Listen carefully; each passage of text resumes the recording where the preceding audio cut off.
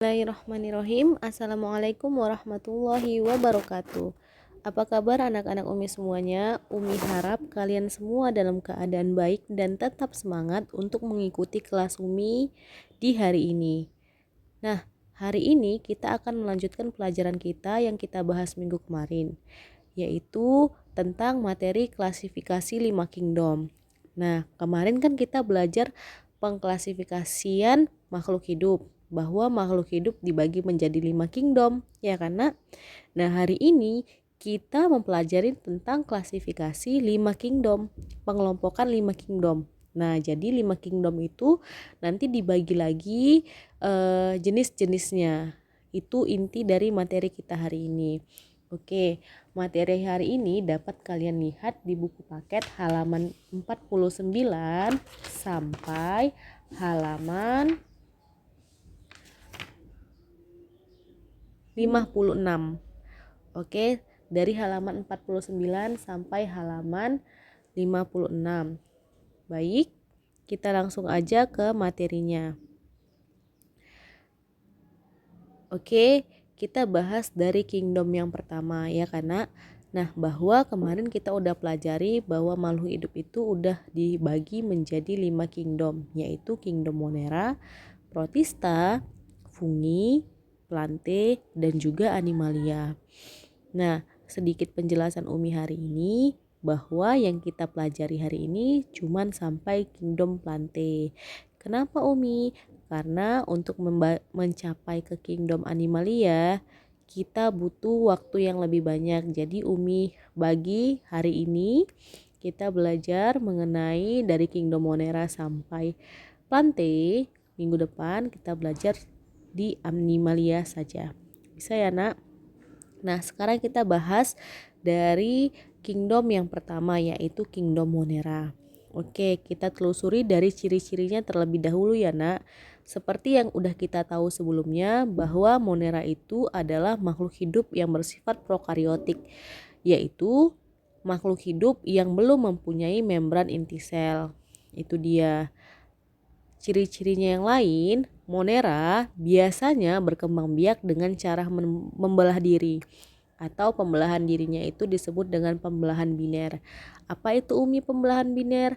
Pembelahan biner adalah pembelahan satu bagian tubuh menjadi dua bagian tubuh. Nah, seperti itu. Setiap satu bagian tubuh terbelah menjadi dua. Nah, seperti itu ya nak. Oke. Nah, kira-kira macam dari Monera seperti ini. Jadi Monera sendiri terbagi berdasarkan beberapa bentuk. Ada bentuknya spiral, nah seperti yang digambar. Ada yang bentuknya itu seperti batang. Ada yang bentuknya itu seperti helaian. Dan ada bentuknya yang bulat. Oke, contoh dari Monera sendiri adalah Cyanobacteria, atau disebut dengan ganggang biru atau alga biru. Contohnya yaitu seperti yang Umi tunjukkan di gambar. Oke, kenapa ya Umi namanya ganggang biru? Oke, dulu sejarahnya ganggang biru ini termasuk ke kingdom Protista. Namun setelah diteliti bahwa ganggang biru tersebut tidak mempunyai membran inti sel. Jadi langsung saja bahwa ganggang biru ini dimasukkan ke kingdom Monera. Oke, ganggang biru ini namanya itu adalah Cyanobacteria. Kenapa? Karena ada bahasa kata cyan. Cyan itu artinya biru di bahasa ilmiah. Jadi bakteri atau ganggang yang berwarna biru yaitu Cyanobacteria. Oke, bisa ya nak?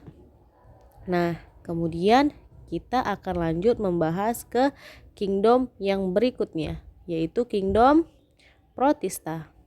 Oke, kingdom yang kedua adalah kingdom Protista. Protista sendiri ciri-ciri umumnya yaitu pasti bersifat eukariotik, yaitu sudah memiliki membran inti sel. Dia sudah mempunyai membran inti sel. Nah, seperti yang ada di buku kalian, Protista sendiri terbagi menjadi dua jenis nak. Protista sendiri terbagi menjadi dua jenis, yaitu yang pertama ada yang dinamakan dengan protozoa, yaitu protista mirip hewan. Oke, zoa, proto artinya protista, zoa artinya hewan. Artinya protista yang mirip hewan, tapi bukan hewan. Dia hanya mirip hewan. Bisa ya, Nak? Kemudian ada yang disebut dengan protista mirip tumbuhan. Oke. Nah, kita bahas kenapa dibedakan antara protista mirip hewan dan mirip tumbuhan. Oke. Protozoa disebutkan protista mirip hewan karena dia mempunyai yang namanya alat gerak. Karena si protista mirip hewan ini mempunyai alat gerak. Oke. Sedangkan protista mirip tumbuhan, kenapa dibilang mirip tumbuhan? Karena dia memiliki yang namanya klorofil. Kita tahu klorofil itu adalah zat hijau daun yang dapat dijadikan sebagai bahan dasar untuk suatu tumbuhan dapat berfotosintesis. Nah, seperti itu. Hewan tidak bisa berfotosintesis. Kenapa? Karena tidak memiliki klorofil. Nah, seperti itu. Jadi si protista mirip tumbuhan ini dia memiliki klorofil sehingga dia dapat berfotosintesis. Nah, seperti itu ya, Nak. Baru kita dapat ilmu baru nih bahwa bukan hanya tumbuhan saja yang mempunyai klorofil. Protista mirip tumbuhan pun dapat berfotosintesis. Baik. Nah, kita langsung saja ke contohnya. Ke contoh protozoa. Ini adalah contoh dari protozoa. Ada paramecium, ada amuba, ada euglena. Nah, paramecium ini adalah protista mirip hewan yang mempunyai alat gerak di sekitar tubuhnya, Nak. Dan paramecium ini biasanya, nah ini seperti rambut-rambut getar ini. Nah, ini adalah alat geraknya, Nak. Jadi dia bergerak dengan rambut getar tersebut. Atau nama lainnya ini, that's cilia. Cilia is rambut getar. Nah, seperti itu. Jadi paramecium ini bentuknya selalu lonjong seperti sandal. Nah, itu dia. And then the second one is amuba. Umi rasa kalian semua pernah dengar yang namanya amuba, ya kan? Amuba bergerak dengan apa, Umi? Dengan pseudopod atau pseudopodia atau yang disebut dengan rhizopoda. Nah, ini ada juga penjelasannya di buku kalian. Amuba bergerak dengan kaki semu.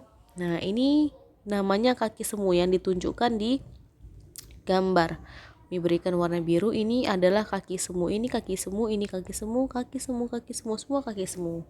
Jadi dia bergerak seolah-olah dia tidak bergerak, tapi lama-kelamaan kaki semunya ini, Nak, akan melebar ke arah dimana datangnya makanan. Misalnya ada makanan, dia akan lama-lama seperti merayap, merangkap. Nah, kemudian dia bergerak. Seperti itu. And then the third one is euglena. Nah, euglena bentuknya seperti ini, Nak. Ini euglena seperti daun, bentuknya seperti daun. And euglena has a flagel. Dia punya yang namanya bulu cambuk. Nah, bulu cambuk ini seperti rambut tapi cuma satu helai di ujung tubuhnya. Nah, jadi dengan bulu cambuk inilah dia dapat bergerak. Nah, seperti itu. Bulu cambuk bahasa ilmiahnya adalah flagel. Flagellum, flagellata. Nah, itu dia. Bisa ya, Nak? Oke. And then kita akan membahas mengenai protista, contoh protista mirip tumbuhan. Oke. Look at the picture that I circle. Oke.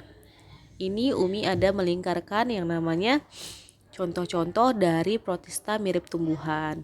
Jadi protista mirip tumbuhan ada yang namanya itu si Rhodophyta, ada namanya Phaeophyta, ada Chlorophyta, ada Chrysophyta. Oke.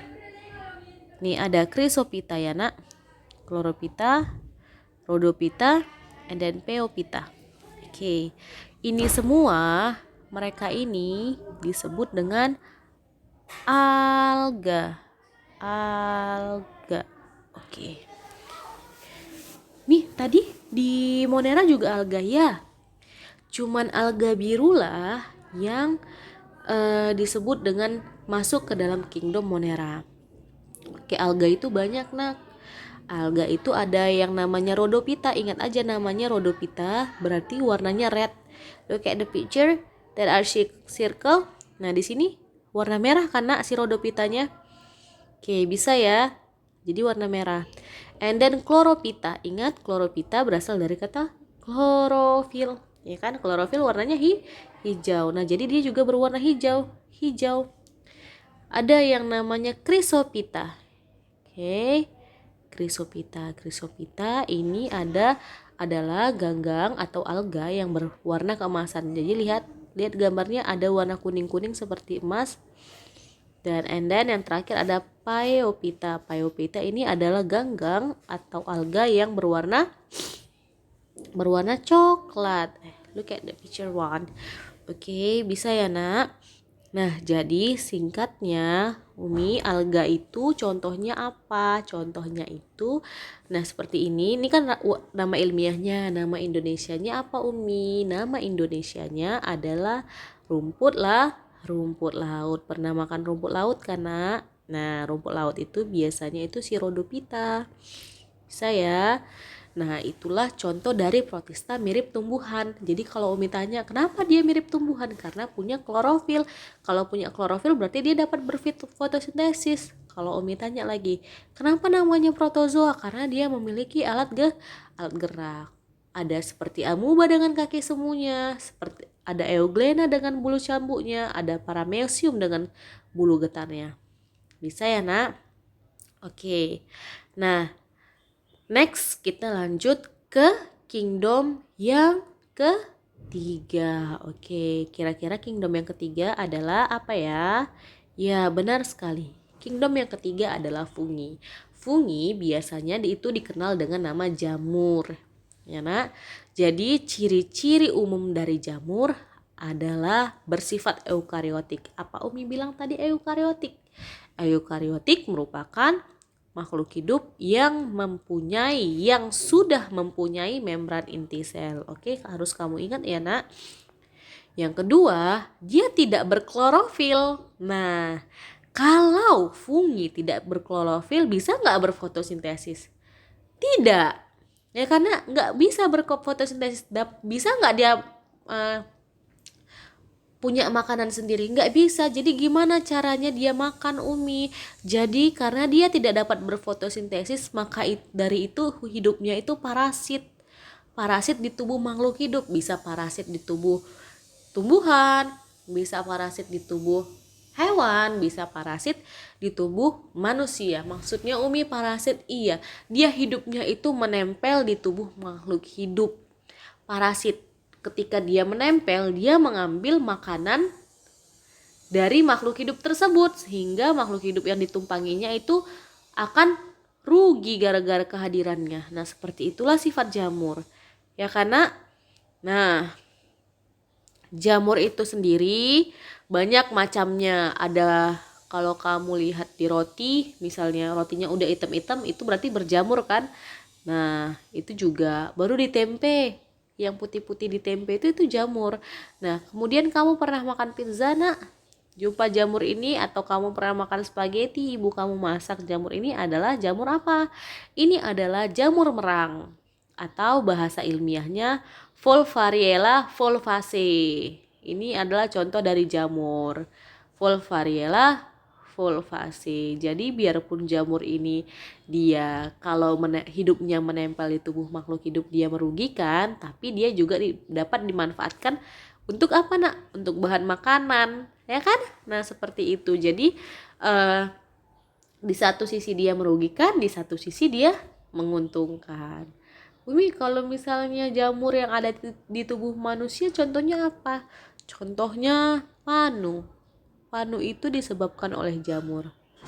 Nah, seperti itu. Bisa ya, Nak? Oke, kita lanjut ke kingdom yang berikutnya. Yes, the next one is Plante.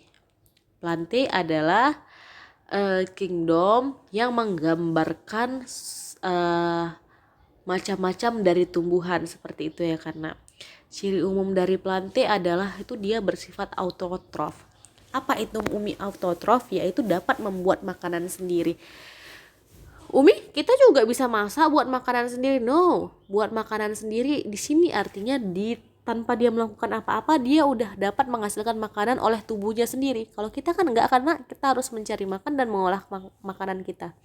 Sedangkan tumbuhan dia memproduksi atau membuat makanannya sendiri. Dengan cara apa? Dengan cara berfotosintesis.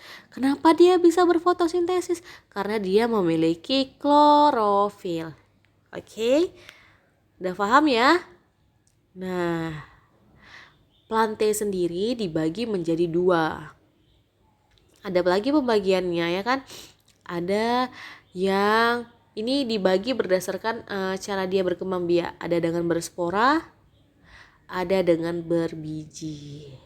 Jadi ada tumbuhan yang berkembang biak dengan cara spora, ada yang berkembang biak dengan cara membentuk biji. Jadi kalau kamu pernah makan suatu buah ada bijinya, berarti dia itu tumbuhannya berkembang biak dengan cara membentuk biji. Oke, kita bahas dari tumbuhan berspora dulu yuk.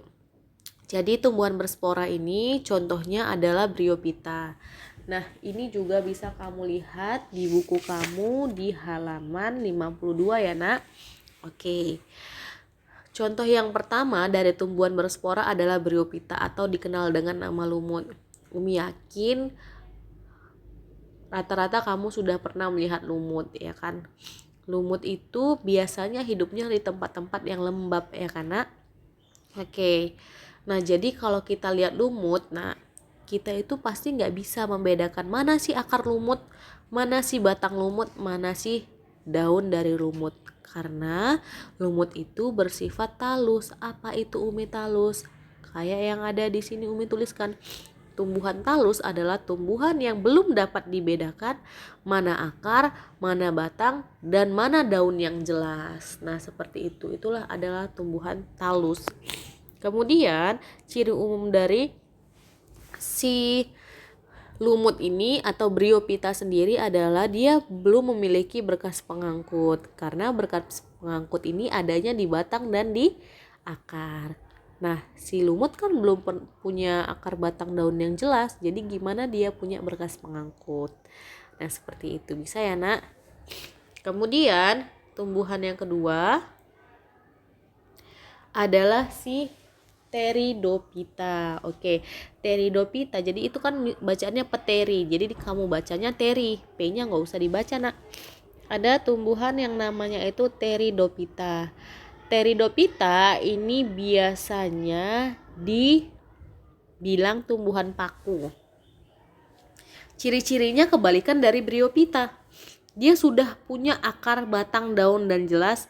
Kalau sudah punya akar, batang, daun, dan jelas, sudah pasti dia memiliki berkas pengangkut. Nah, seperti itu.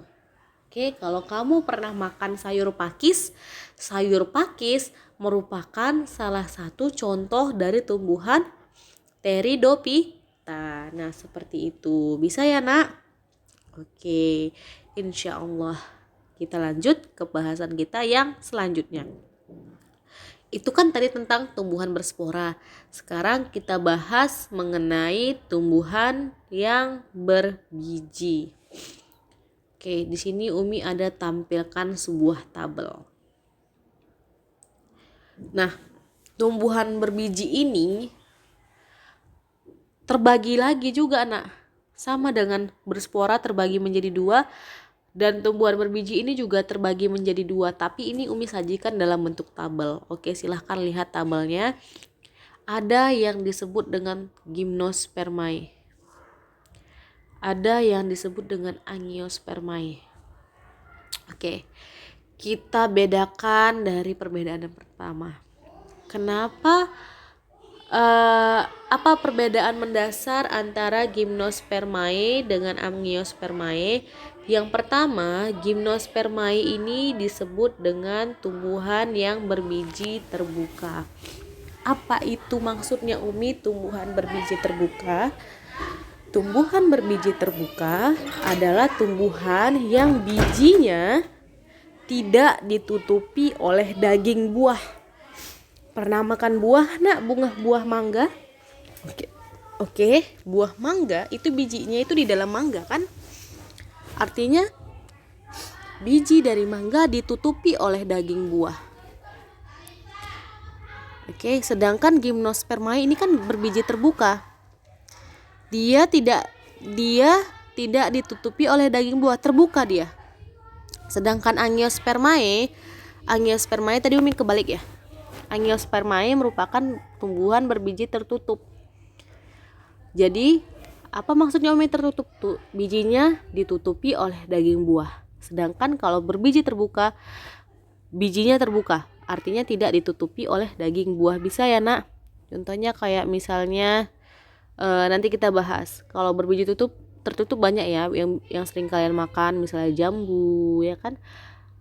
Kalau kamu makan jeruk ada kan bijinya di dalam, ada kan buahnya. Nah di dalamnya baru ada biji, berarti berbiji tertutup. Nah dari pembuahan tumbuhan Gymnospermae ini biasanya tunggal artinya cuma sekali. Sedangkan Angiospermae dia pembuahannya secara ganda, yaitu 2 kali. Kemudian bentuk daun dari tumbuhan Gymnospermae itu biasanya sempit dan kaku. Umi singkat, jadi tumbuhannya itu daunnya itu bentuknya seperti jarum. Sedangkan tumbuhan yang Angiospermae itu tumbuhannya bervariasi. Nah, ini ovarium tidak ada.